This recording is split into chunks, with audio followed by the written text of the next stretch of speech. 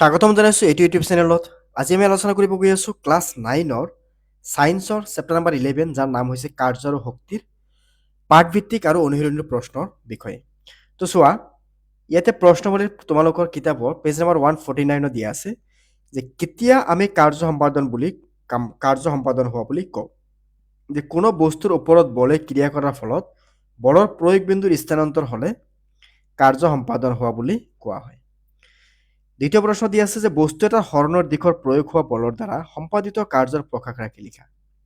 যে যদি বল এফ আৰু হৰণ এছ হয়, তেন্তে কাৰ্য কি হ'ব? W is equal two F into S. এক জুল কাৰ্যৰ সংজ্ঞা দিয়া। যে কোনো বস্তুৰ ওপৰত 1 নিউটন বল প্ৰয়োগ কৰিলে যদি বস্তুটোৰ বলৰ দিশত 1 মিটাৰ হৰণ হয়, তেনেহ'লে সম্পাদিত কাৰ্যৰ পৰিমাণ হ'ব 1 জুল। এহাল বলদে নাঙলত 1 নিউটন বল প্ৰয়োগ কৰা হাল বোৱা পথাৰখনত 15 মিটাৰ দীঘল। পথাৰত হাল বাওঁতে কিমান কাৰ্য সম্পাদন কৰা হ'ল উলিয়া। যে ইয়াত এফ মানে বল কিমান গৈছে? 1 নিউটন। ইয়াত এছৰ ভেলু কিমান দিয়া আছে? 15 মিটাৰ। 15 মিটাৰৰ পথাৰ বুলি কৈছে। ৱাৰ্ক উলিয়াব লাগে। তো ডাব্লিউ ৱাৰ্ক, ইয়াৰ ফৰ্মুলা কি আছিল? F into S. তো 1 ইনটু 15 নিউটন মিটাৰ, তেতিয়াহ'লে 15। তো কাৰ্যৰ একক কি আছিল? জুল, গতিকে 15 জুল। তাৰপিছত দ্বিতীয়তে আছে প্ৰশ্নৱলী। এইখিনি আছে তোমালোকৰ কিতাপত, তোমালোকে চাব পাৰা। তোমালোকৰ কিতাপত আছে পেজ নম্বৰ 152। যে বস্তু এটা গতিশক্তি বুলিলে কি বুজা? যে বস্তুটোৱে গতিৰ ফলত লাভ কৰা শক্তিক গতিশক্তি বুলি কোৱা হয়। গতিশীল বস্তুৱে কাৰ্য সম্পাদন কৰিব পাৰে। যে বস্তুটোৱে গতিৰ ফলত লাভ কৰা শক্তিক গতিশক্তি বুলি কোৱা হয়। বস্তু এটাৰ গতিশক্তিৰ প্ৰকাশ ৰাখি লিখা। যে এম ভৰৰ বস্তু এটাৰ বেগ ভি হ'লে বস্তুটোৰ গতিশক্তি বা কাইনেটিক এনাৰ্জি হ'ব 1/2 বা half M V square. 5 meter per second বেগেৰে গতিশীল বস্তু এটা এম ভৰৰ বস্তু এটাৰ গতিশক্তি 25 জুল। ইয়াৰ বেগ দুগুণ কৰিলে গতিশক্তি কিমান হ'ব? বেগ 3 গুণ কৰিলে গতিশক্তি কিমান হ'ব উলিয়া। তো চোৱা, ইয়াতে ভিৰ ভেলু কিমান দি আছে? 5 মিটাৰ পাৰ ছেকেণ্ড। মানে ইয়াতে কি আছে? ইয়াতে 5 মিটাৰ পাৰ ছেকেণ্ডৰ গতিশীল বস্তু এটা এম ভৰৰ কথা কোৱা হৈছে। তো সেয়ে ইয়াতে ভিৰ ভেলুটো কিমান আহিল? আমাৰ 5 আহিল। কাইনেটিক এনাৰ্জি কিমান কৈছে? গতিশক্তি ইয়াতে 25 জুল বুলি কোৱা হৈছে। আমাক এম উলিয়াব লাগে। তাৰমানে ইয়াতে এম মানে কি? যে গতি কৰিলে কিমান বেগ বৃদ্ধি কৰিলে গতিশক্তি কিমান হ'ব উলিয়াব লাগে। তো চোৱা, এতিয়া এমৰ ভেলু মানে প্ৰথমে মাছ উলিয়াব লাগে। তো কাইনেটিক এনাৰ্জিৰ ফৰ্মুলা কি আছিল? K is equal to half into M V square. তো কাইনেটিক এনাৰ্জি আছে 25 জুল। এটা half into M V square. V মানে কি আছিল আমাৰ? এটা 5 মিটাৰ পাৰ ছেকেণ্ড। তো 5 স্কোৱাৰ কৰিলে 25। তো 25 এইটো চাইডত আহিলে কি হ'ব? ডিভাইড হৈ কেনে 25 কেঞ্চেল হৈ যাব। আৰু ইয়াতে এই 2টো ডিভাইড হৈ আছে, 2 ওপৰত গ'লে কি হ'ব? ইনটু হ'ব। তাৰমানে এমৰ ভেলু 2 কেজি আহিব। এতিয়া ভি ইজ ইকুৱেল টু ফৰ্মুলাটো কি আছিল? 2 ইনটু ভি। তো 2 ইনটু ভি কৰিলে আমি কিমান পাম? 2 ইনটু 5, তাৰমানে 10 মিটাৰ পাৰ ছেকেণ্ড। চ' দিয়াৰ ফৰ কাইনেটিক এনাৰ্জি কি আহিব? Half into 1/2 M V square. এইটো ভি 1 নহয়, ভি স্কোৱাৰ। তেতিয়াহ'লে ইয়াতে কি আহিব? কাইনেটিক এনাৰ্জি 100 জুল। ইয়াতে যদি তুমি এম আৰু ভিৰ ভেলু বহাই দিয়া 100 পাই যাবা। এতিয়া ভি মানে কি আছিল? 3 ইনটু ভি। তো 3 ইনটু 5, তাৰমানে 15 ছেকেণ্ড। তো হৈ গ'ল। এতিয়া চোৱা, নেক্সট আমি যদি চাওঁ প্ৰশ্নৱলীত কি আছে? ক্ষমতা কাক বোলে? এইটো তোমালোকৰ কিতাপৰ পেজ নম্বৰ কিমান আছে? তোমালোকৰ কিতাপৰ পেজ নম্বৰত আছে, তোমালোকে চাব পাৰা। তোমালোকৰ কিতাপৰ পেজ নম্বৰ আছে এইটো 156। তো ক্ষমতা কাক বোলে? যে একক সময়ত সম্পাদিত হোৱা কাৰ্যৰ পৰিমাণকে ক্ষমতা বোলে। 1 ৱাট ক্ষমতাৰ সংজ্ঞা দিয়া। যে 1 ছেকেণ্ডত 1 জুল কাৰ্য সম্পাদিত হ'লে ক্ষমতাৰ পৰিমাণ 1 ৱাট বোলা হয়। বাল্ব এটাই 10 ছেকেণ্ডত 100 জুল বৈদ্যুতিক শক্তি ব্যয় কৰে। ইয়াৰ ক্ষমতা কিমান? যে ডাব্লিউ ভেলু মানে ইয়াৰ ক্ষমতা কিমান কৈছে? ইয়াৰ কিমান কৈছে? শক্তি কিমান প্ৰয়োগ কৰে? 100 জুল। টাইম কিমান হয়? 10 ছেকেণ্ড। আমাক পাৱাৰ উলিয়াব লাগে। পাৱাৰ ফৰ্মুলা কি আছিল? W/T। তেতিয়াহ'লে 100/10, তাৰমানে 10 ৱাট। পিৰ ভেলুটো 10 ৱাট খৰচ কৰে ক্ষমতা তাত। ঠিক আছে। গড় ক্ষমতাৰ সংজ্ঞা দিয়া। যে মুঠ কাৰ্য সম্পাদন মুঠ সময়ৰে হৰণ কৰিলে গড় ক্ষমতা পোৱা যায়। অৰ্থাৎ গড় ক্ষমতা যিটো মুঠ কাৰ্য ডিভাইডেড বাই মুঠ সময়। এতিয়া আমি চাম অনুশীলনীৰ প্ৰশ্ন। ইয়াতে অনুশীলনীত আমাক 21টা প্ৰব্লেম দিয়া আছে, গোটেইখিনি আমি এটা এটাকৈ সলভ কৰিম। তলত দিয়া তালিকাৰ কাৰ্যকলাপৰ মন কৰা আৰু কাৰ্যৰ ৰাশিটোৰ ওপৰত তোমাৰ বুদ্ধিমত্তাৰ আধাৰত কাৰ্য সম্পাদন হোৱা বা নোহোৱা সন্দৰ্ভত যুক্তি প্ৰদৰ্শন কৰা। সোমাই পুখুৰীত সাঁতুৰি আছে। তেতিয়াহ'লে কাৰ্য সম্পাদন হৈছে কাৰণ হাতোৰাৰ বল প্ৰয়োগ কৰাৰ দ্বাৰা স্থানৰ পৰিৱৰ্তন কৰা হৈছে বা স্থানৰ পৰিৱৰ্তন হয়, গতিকে এইটো এটা কাৰ্য সম্পাদন হৈছে। গাধ এটাই বোজা কঢ়িয়াই আছে, ইয়াতো কাৰ্য সম্পাদন হৈছে কাৰণ গাধটোৱে প্ৰয়োগ কৰা বলৰ দিশত বোজাটোৱে গতি কৰিছে।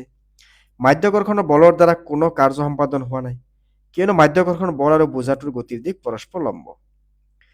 বায়ুকল এটাই কুঁৱাৰ পৰা পানী তুলি আছে, কাৰ্য সম্পাদন হৈছে। এই ক্ষেত্ৰত বায়ুকলটোৱে প্ৰয়োগ কৰা বল দিশত পানীখিনি স্থানান্তৰিত হৈছে, বল প্ৰয়োগ কৰাৰ বাবেতো পানী ওলাইছে, হয়নে নাই? সেউজীয়া গছ এডালে সালোক সংশ্লেষণ প্ৰক্ৰিয়া চলাই আছে, ইয়াত কোনো কাৰ্য সম্পাদন হোৱা নাই কাৰণ এই ক্ষেত্ৰত বল প্ৰয়োগ হোৱা নাই। ইঞ্জিন এটা ট্ৰেইন এখন টানিছে, ইয়াতো বল প্ৰয়োগ হৈছে কাৰণ ইঞ্জিনটোৱে প্ৰয়োগ কৰা বলৰ দিশতে ট্ৰেইনখন গতি কৰি আছে। সূৰ্যৰ তাপ শস্য শুকাই আছে, যে তাপত শস্য শুকাই আছে, কোনো কাৰ্য সম্পাদন হোৱা নাই কাৰণ কাৰ্য সম্পাদন হ'বলৈ হ'লে বস্তুটোৰ স্থানান্তৰ হ'ব লাগিব, এই ক্ষেত্ৰত কোনো স্থানান্তৰ হোৱা নাই। বায়ু শক্তিৰ পাল নাও এখন গৈ আছে, মানে নাও যেতিয়া কাপোৰ বান্ধি দিয়া হয় এইটো যে বতাহৰ লাগি কিনে গৈ থাকে, তে কাৰ্য সম্পাদন হৈছে। এই ক্ষেত্ৰত বায়ুৱে প্ৰয়োগ কৰা বলৰ দিশত নাওখন গতি কৰিছে। তাৰপিছত 2 নম্বৰত কি কৈছে, ভূমিৰ লগত লগোৱা কোনো এখন প্ৰক্ষেপ কৰা বস্তু এটাই বজ্ৰ পথেৰে গতি কৰি পুনৰাই ভূমিলৈ উভতি আহে। বস্তুটো যাত্ৰাপথ প্ৰাৰম্ভিক আৰু অন্তিম বিন্দু একেডালৰ অনুভূমিক ৰেখাত অৱস্থিত। মাধ্যাকৰ্ষণ বলে বস্তুটোৰ ওপৰত কিমান কাৰ্য কৰিলে উলিওৱা। যে মাধ্যাকৰ্ষণ বলে এই ক্ষেত্ৰত কোনো কাৰ্য কৰা নাই কাৰণ মাধ্যাকৰ্ষণ বল আৰু বস্তুটোৰ স্থানান্তৰৰ দিশ পৰস্পৰ লম্ব হৈছে। তাৰপিছত কি কৈছে, বেটাৰী এটাই বাল্ব এটা জ্বলালে, প্ৰক্ৰিয়াটোৰ সৈতে জড়িত হৈ থকা শক্তিৰ ৰূপান্তৰবোৰ বৰ্ণনা দিয়া। যে বেটাৰীৰে বাল্ব জ্বলালে প্ৰথমে বেটাৰীটোৰ নিহিত থকা ৰাসায়নিক শক্তি বিদ্যুতিক শক্তিলৈ ৰূপান্তৰিত হয়, তাৰপিছত বিদ্যুতিক শক্তিখিনি ক্ৰমান্বয়ে তাপ শক্তি আৰু পোহৰ শক্তিলৈ ৰূপান্তৰিত হয়। যে 20 কেজি ভৰৰ প্ৰযুক্ত কোনো বলে কুৱেশ্যন নম্বৰ 4 এইটো, যে 20 কেজি ভৰৰ প্ৰযুক্ত কোনো বলে তাৰ বেগ 5 মিটাৰ পাৰ ছেকেণ্ডৰ পৰা 2 মিটাৰ পাৰ ছেকেণ্ডলৈ পৰিৱৰ্তন কৰিলে, বলটোৱে সম্পাদন কৰা কাৰ্য নিৰ্ণয় কৰা। ইয়াত ভৰ 20 কেজি, প্ৰাৰম্ভিক বেগ 5 মিটাৰ পাৰ ছেকেণ্ড, অন্তিম বেগ 2 মিটাৰ পাৰ ছেকেণ্ড, কাৰ্য উলিয়াব লাগে। তো আমি জানো যে W is equal to 1/2 mv square minus 1/2 m u square, এতিয়া 1/2 এমৰ ভেলু 20, ভিৰ ভেলু কিমান আছিল 2, এতিয়া মাইনাছ 1/2 এমৰ ভেলু ইয়াতে কি আছে 20 আৰু ইউৰ ভেলু কিমান আছে 5। এতিয়া চোৱা আমি যদি ইয়াতে চাওঁ, ইয়াতে 2 স্কোৱাৰ মানে কি 4 আৰু এইটো 2 কেঞ্চেল হ'লে থাকিব কি 2ৰ লগত 20 ইনটু কৰিলে আহিব 40 আৰু ইয়াতে 5ক স্কোৱাৰ কৰি দিয়া, 5ক স্কোৱাৰ কৰিলে 25 আৰু ইয়াৰ পৰা যদি তুমি চোৱা 2 এই 20 যাব কেইবাৰ 10 বাৰ, তো 10ৰ লগত 25 পূৰণ কৰিলে কি হ'ব 250, মাইনাছ কৰিলে মাইনাছ 210 জুল, তাৰ মানে নিৰ্ণয় কাৰ্যৰ পৰিমাণ মাইনাছ 210 জুল। এতিয়া 10 কেজি ভৰৰ বস্তু এটা টেবুল এখনৰ এই বিন্দুত অৱস্থিত আছে, ইয়াক বি বিন্দুলৈ স্থানান্তৰিত কৰা হ'ল। যদি এ আৰু বিৰ সংযোগ কৰা ৰেখাডালৰ অনুভূমিক হয় তেন্তে মাধ্যাকৰ্ষণিক বলে বস্তুটোৰ ওপৰত কৰা কাৰ্য কিমান হ'ব, তোমাৰ উত্তৰৰ ব্যাখ্যা কৰা। তো 0 হ'ব কাৰণ মাধ্যাকৰ্ষণিক বলে বস্তুটোৰ ওপৰত কৰা কাৰ্য কিমান হ'ব। এতিয়া চোৱা কি কৈছে, এই বিন্দুৰ অৱস্থান আছিল, ইয়াক বি বিন্দুলৈ স্থানান্তৰ কৰা হ'ল যদি এ আৰু বি সংযোগ কৰা হ'ল ৰেখাডাল অনুভূমিক হয়, তেতিয়াহ'লে 0 হৈ যাব।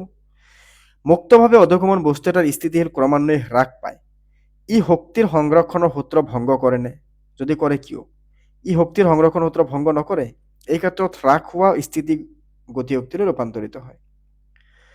তুমি চাইকেল চলোৱা অৱস্থাত সংঘটিত শক্তিৰ বিভিন্ন ৰূপান্তৰবোৰ লিখা। ৰূপান্তৰবোৰ কি কি? যে চাইকেল চলাওঁতে শাৰীৰিক শক্তি পেশী শক্তি গতি শক্তিলৈ ৰূপান্তৰিত হয়, বেল বজাওঁতে শাৰীৰিক শক্তি আকৌ শব্দ শক্তিলৈ ৰূপান্তৰিত হয়। যদি চাইকেল এটা লাইটৰ ব্যৱস্থা থাকে তেন্তে গতি শক্তি প্ৰথমতে বিদ্যুতিক শক্তিলৈ আৰু বিদ্যুতিক শক্তি পোহৰ শক্তিলৈ ৰূপান্তৰিত হয়। নেক্সট কি কৈছে, তুমি প্ৰকাণ্ড শিল এটা সৰ্বশক্তিৰে ঠেলাৰ প্ৰচেষ্টা চলাই বিফল হলা, শক্তিৰ কিবা ৰূপান্তৰ ঘটিবনে, তুমি ব্যয় কৰা শক্তিখিনি কলৈ গ'ল। উত্তৰ, শক্তি ৰূপান্তৰ হ'ব এই ক্ষেত্ৰত শাৰীৰিক শক্তিখিনিক ৰাসায়নিক শক্তিলৈ শ্বসন আৰু তাপ শক্তিলৈ ৰূপান্তৰ হ'ব। কোনো এটা ঘৰত এমাহত মুঠ 250 ইউনিট ব্যয় হ'ল, মানে বিদ্যুৎ, এই শক্তি জুল এককত কিমান হ'ব। তো ব্যয় হোৱা শক্তি কিমান 250 একক, তাৰমানে 250 কিলো ৱাট। এতিয়া 250 into 1000 into 60 into 60 watt per second, ছেকেণ্ডত কৰিলে কি হ'ব, আৱাৰটো ছেকেণ্ডত কৰিলে 60 দুটা ইনটু কৰিব লাগিব, অ'কে। আৰু কিলো ৱাটত যদি কনভাৰ্ট কৰে তেতিয়াহ'লে 1000 এটা ইনটু কৰিব লাগিব, তেতিয়াহ'লে ৱাট ইনটু ছেকেণ্ড মানে কি জুল, তেতিয়াহ'লে 9 ইনটু 10 টু দি পাৱাৰ 9 জুল হৈ যাব। 40 কেজি ভৰৰ বস্তু এটা ভূমিৰ পৰা 5 মিটাৰ ওপৰলৈ উঠোৱা হ'ল। ইয়াৰ স্থিতিশক্তি কিমান হ'ব? যদি বস্তুটো পৰিবলৈ দিয়া হয় তেন্তে আশা দূৰত্ব তেন্তে আধা দূৰত্ব অতিক্ৰম কৰা মুহূৰ্তত তাৰ গতিশক্তি উলিওৱা। যে দিয়া আছে এম মানে 40 কেজি, জি মানে আমি গম পাওঁ 10 মিটাৰ পাৰ ছেকেণ্ড স্কোৱাৰ, প্ৰায় মানে 9.8 meter per second square. H মানে কিমান কৈছে? 5 মিটাৰ ওপৰৰ পৰা কৈছিল। ইয়াত আমাক কি উলিয়াব লাগে? গতিশক্তি উলিয়াব লাগে। অ'কে, তেতিয়াহ'লে আমি ইয়াতে কি কৰিম? ইপি উলিয়াম। তেতিয়াহ'লে ইপিৰ ফৰ্মুলা কি আছিল? M G H. এম মানে 40, জি মানে 10, আৰু ইয়াতে এইচ মানে কিমান? 5। তেতিয়াহ'লে 2000 জুল। বস্তুটো আধা দূৰত্বতে অতিক্ৰম কৰিব, তেতিয়াহ'লে ডিভাইডেড বাই 2 কৰি দিয়া, তেতিয়াহ'লে কিমান আহিব? 1000 আৱাৰ। ঠিক আছে, তেতিয়াহ'লে ইয়াৰ শক্তিৰ পৰিমাণ কিমান আহিব? 1000 জুল। তাৰপিছত কি কৈছে? পৃথিৱীৰ চাৰিওফালে ঘূৰি থকা উপগ্ৰহ এটাত মাধ্যাকৰ্ষণিক বলে কিমান কাৰ্য সম্পন্ন কৰে? তোমাৰ উত্তৰৰ যুক্তি প্ৰতিপন্ন কৰা। যে কোনো কাৰ্য নকৰে, কাৰণ আমি জানো যে বল প্ৰয়োগৰ দিশ আৰু বস্তুটোৰ গতিৰ দিশ পৰস্পৰ লম্ব হ'লে কোনো কাৰ্য সম্পাদন নহয়। উপগ্ৰহটোৰ ওপৰত পৃথিৱীয়ে নিজৰ নহয়। উপগ্ৰহটোৰ ওপৰত পৃথিৱীয়ে নিজৰ কেন্দ্ৰৰ ফালে বল প্ৰয়োগ কৰিছে, কিন্তু উপগ্ৰহটোৱে এই বলৰ লম্ব দিশত গতি কৰিছে। মানে পৃথিৱীয়ে টানি থাকে, কিন্তু উপগ্ৰহটোৱে কি কৰে? ইয়াৰ বিপৰীতমুখী বলৰে হেঁচা দিয়ে। নহ'লে এইটো লাহে লাহে কি হ'ব? টানি দিলে যদি লাহে লাহে আগুৱাই আহে, এইটোতো পৃথিৱীতে আহি পৰিব বা মাটিতে আহি পৰিব, হয়নে নাই? তাৰপিছত নাম্বাৰ 12ত কি কৈছে? বস্তুৰ ওপৰত বল প্ৰয়োগ নোহোৱাকে তাৰ হৰণ হ'ব পাৰেনে? চিন্তা কৰা তদুপৰি প্ৰশ্নটোৰ বিষয়ে বন্ধু বান্ধৱ আৰু শিক্ষকৰ সৈতে আলোচনা কৰা। যে পাৰে, কিয়নো গতিশীল বস্তুত বাধা প্ৰদান নকৰিলে ই সদায় গতি কৰি থাকিব, অৰ্থাৎ বস্তুটো হৰণ হৈ থাকিব। যে মানুহ এজনৰ মূৰত এমুঠা খেৰ লৈ 4 ঘণ্টা সময় ৰৈ থাকি ভাগৰ অনুভৱ কৰিলে, তেওঁ কিবা কাৰ্য কৰিলেনে? তোমাৰ উত্তৰৰ যুক্তি প্ৰতিপন্ন কৰা। কোনো কাৰ্য কৰা নাই। আমি জানো যে কাৰ্য সম্পাদন হ'বলৈ হ'লে কোনো এটা বস্তুত বল প্ৰয়োগ হ'ব লাগিব, লগতে বলৰ দিশৰ বস্তুটোৰ স্থানান্তৰ হ'ব লাগিব। যদি একে ঠাইতে কোনো এজন মানুহে মূৰত ডাঙৰ বোজা এটা লৈ কিনে বহি থাকে, তেতিয়া সেইটো কাৰ্য কৰা নহ'ব। কিন্তু যদি কাৰ্য কৰিব যায়, তেতিয়াহ'লে বস্তুটো এঠাইৰ পৰা আন এঠাইলৈ স্থানান্তৰ কৰিব লাগিব। এই ক্ষেত্ৰত বল প্ৰয়োগ হৈছে যদিও বস্তুটো স্থিৰ হৈ থকাৰ কাৰণে কোনো কাৰ্য সম্পাদন নহ'ল বুলি আমি কওঁ। তাৰমানে ঘৰত যদি কোনোবা এটা মানুহক আমি কামত লগাই দিওঁ, সি যদি গোটেই দিনটো এপাচি মাটি লৈ কিনে মূৰত লৈ কিনে বহি থাকে, আমি তাক টকা দিম নেকি? নিদিওঁ। আমি য'ত মাটিখিনি এঠাইৰ পৰা আন এঠাইৰ ল'ব লাগিব, তেনেকৈ কৰিলেহে বা মাটিখিনি ল'লেহে আমি পইচা দিম, হয় নে নাই? তেতিয়াহে কাম কৰা বুজাব। কথাটো সেইটোৱে। এটা বৈদ্যুতিক ইস্ত্ৰি মানে আইৰণৰ ক্ষমতা 1500 ৱাট হ'লে 10 ঘণ্টাতে কিমান শক্তি ব্যয় কৰিব? যে ব্যয় শক্তি কিমান আহিব? 1500 ইনটু 10 ৱাট পাৰ ঘণ্টা, তাহলে 15,000 ৱাট। তার মানে 1500 ডিভাইডেড বাই 1000 করে দিয়া, 15,000 ডিভাইড বাই 1000 করলে 15 কিলো ওয়াট, তার মানে 15 একক। ঠিক আছে। 15 নম্বৰ কি হৈছে? দোলক এটাৰ পিণ্ডটোৱে এফালে টানি তাক দুলিবলৈ এৰি দিলে সংঘটিত শক্তি ৰূপান্তৰবোৰ আলোচনাৰ যোগেদি শক্তি সংৰক্ষণ সূত্ৰৰ সহায়ত ব্যাখ্যা কৰা। পিণ্ডটো অৱশেষত স্থিতি অৱস্থাৰ প্ৰাপ্ত হয় কিয়? অৱশেষত ইয়াৰ শক্তিখিনি কি হয়? ই শক্তিৰ সংৰক্ষণৰ সূত্ৰ ভংগ কৰে নেকি? উত্তৰত কি লিখিবা? তো চোৱা, এইটো পেণ্ডুলাম দেখাই দিয়া হৈছে। ধৰা হ'ল দোলকৰ পিণ্ডটো অ অৱস্থানত আছে। এই বিন্দুটোৰ পিণ্ডটোৰ স্থিতি নিহিত হৈ আছে, বা স্থিতি শক্তি মানে থিয় হৈ আছে। ইয়াক যেতিয়া স্থানান্তৰ কৰি মানে টানি আমি এলৈকে আনিম, স্থানান্তৰ কৰি এলৈকে কৰা হ'ল, তেতিয়া এই গতিশক্তিলৈ ৰূপান্তৰিত হৈ এই বিন্দুৰ পুনৰ স্থিতি শক্তিলৈ ৰূপান্তৰিত হ'ল। আৰু এৰ পৰা অ হৈ বিলৈ আনহাতে আহোঁতে পুনৰ স্থিতি শক্তিলৈ হ্ৰাস পায়, গতিশক্তি বৃদ্ধি পায়। মানে এইটো গতি আৰম্ভ কৰে, স্থিৰ নাথাকে। সেই স্থিতিশক্তি হ্ৰাস পায়, গতিশক্তি বৃদ্ধি পায়। এনেদৰে এবাৰ গতিশক্তি আৰু স্থিতিশক্তি ৰূপান্তৰিত ঘটে। বায়ুৰ বাধাৰ কাৰণে অৱশেষত পিণ্ডটো স্থিতিশীল অৱস্থালৈ আহে, কাৰণ বহুত সময় এইটো ঘূৰাৰ পিছত লাহে লাহে লাহে কি হ'ব? থিয় হৈ যাব। আৰু শেষত ই পুনৰ স্থিতিশীল পূৰ্ণ হৈ থাকে। এই ক্ষেত্ৰত ই শক্তি ৰক্ষণশীলতাৰ সূত্ৰ ভংগ নকৰে। অ'কে, নাম্বাৰ 16ত কি আছে? যে এম ভৰৰ বস্তু এটাই ভি বেগেৰে গতি কৰি আছে। বস্তুটোৰ স্থিতিশীল অৱস্থাত আনিবলৈ কিমান কাৰ্য কৰিব লাগিব? আমি জানো যে গতিশক্তিৰ পৰিৱৰ্তনেই হ'ল কাৰ্যৰ পৰিমাণ। ইয়াত প্ৰাৰম্ভিক বেগ ভি, অন্তিম বেগ 0। তেতিয়াহ'লে ডাব্লিউ মানে কি হ'ব? Half into M V square minus half into, এইটো মাইনাছ নহয়, half into M V square minus half into M V square. Okay, তেতিয়াহ'লে চোৱা, ইয়াতে আমি কি পাম? Half M V square. ইয়াতে কি লিখা হৈছে? Half into M V square. Half into M V square কৰিলে হাফ এম ভি স্কোৱাৰ আহিব নেকি? নহয়, এইটো হাফ নহয়, এইটো M V square minus half M V square. তো আমাৰ এনচাৰ আহিব হাফ এম ভি স্কোৱাৰ।